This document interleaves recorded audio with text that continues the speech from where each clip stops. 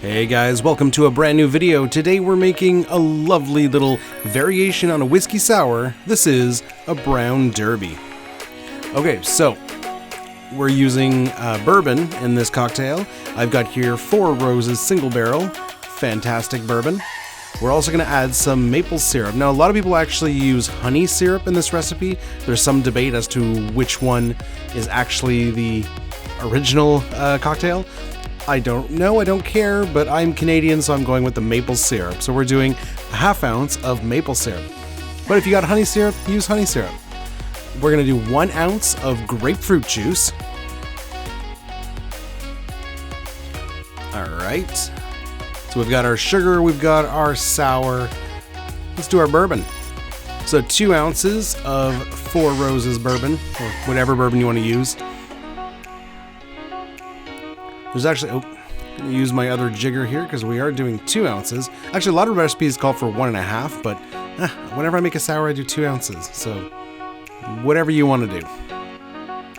The 2 ounces of your bourbon. Slow pour into the glass. Don't forget to subscribe, hit that button, hit that bell, and get notified every time we release new content.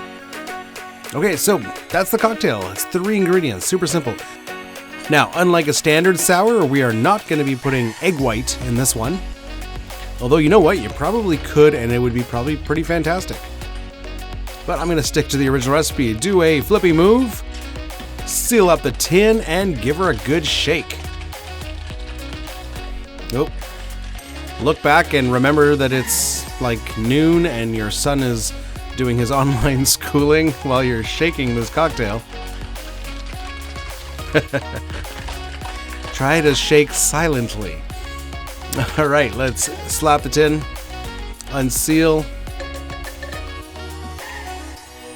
We're going to serve this in a coupe.